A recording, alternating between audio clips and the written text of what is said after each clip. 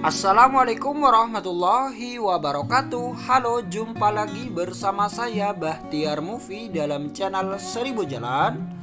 Baik Bapak Ibu, pada video kali ini admin akan memberikan update informasi terbaru. Informasi ini dari BKN Bapak Ibu dan diumumkan langsung ataupun diposting langsung di Instagram resmi BKN. Nah, ini berkaitan dengan seleksi P3K tahun 2022. Yang mana untuk seleksi P3K tahun 2022 ini dapat ditunda atau dibatalkan. Ini karena adanya beberapa persoalan yang terjadi. Nah, jadi bagi Bapak Ibu, simak terus video ini.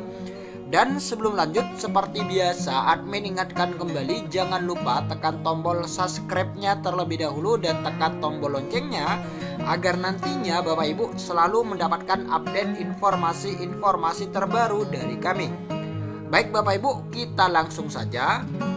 Nah, ini dia Bapak Ibu, ini update dari BKN Bapak Ibu, seleksi CAT dapat ditunda dan dibatalkan. Nah, kita langsung saja cek Bapak Ibu, apa saja hal-hal yang dapat menunda ataupun membatalkan seleksi CAT ini.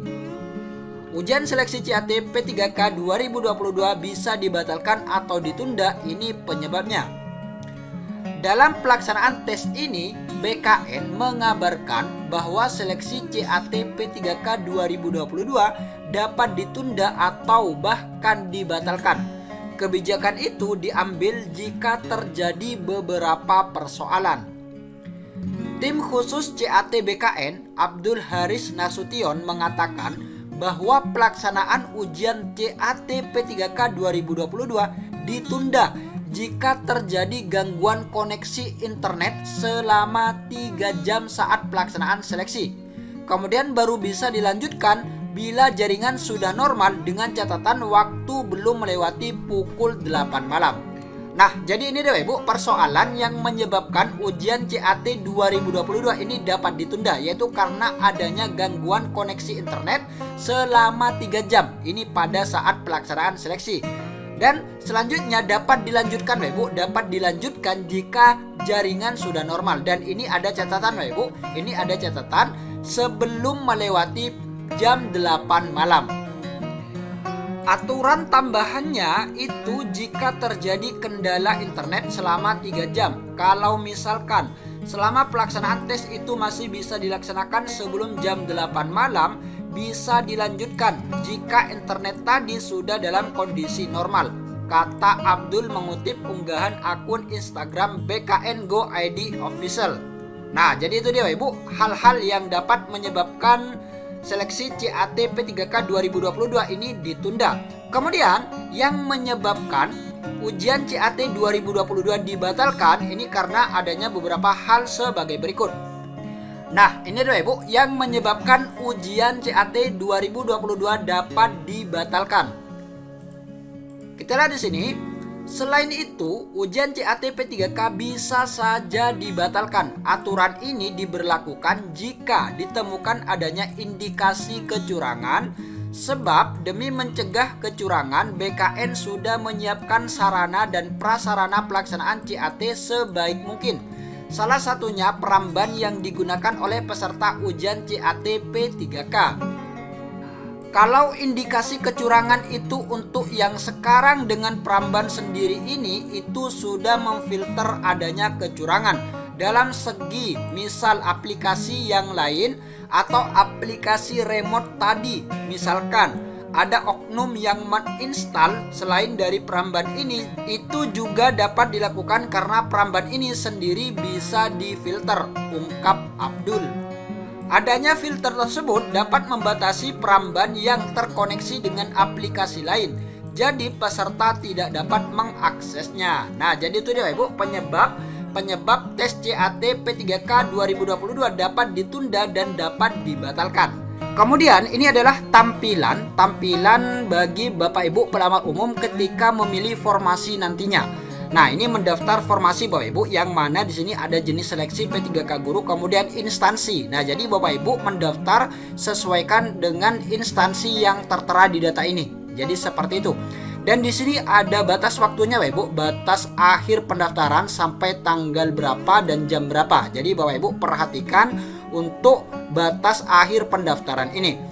Kemudian di sini ada jenis formasi umum, kemudian di sini ada pendidikan Bapak Ibu. Jadi Bapak Ibu tinggal masukkan saja pendidikan, kemudian IPK, nomor ijazah, kemudian tahun lulus Bapak Ibu tinggal isikan saja, kemudian jenis PT dalam negeri, tanggal ijazah juga dituliskan, nama PT sesuai ijazah, nama prodi, akreditasi lembaga, akreditasi program studi. Nah, jadi Bapak Ibu tinggal isikan saja sesuai dengan format yang ada.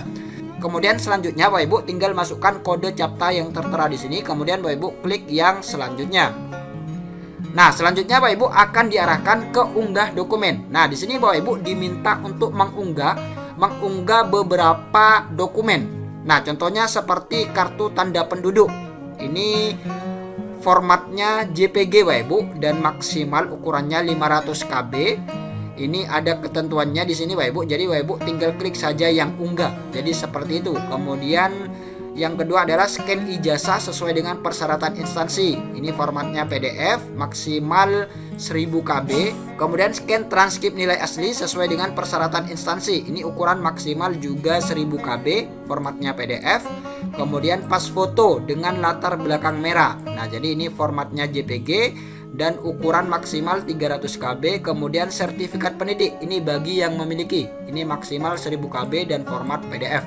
Nah, di bagian sini ini juga ada batas akhir Bapak Ibu, batas akhir pendaftaran di instansi Bapak Ibu.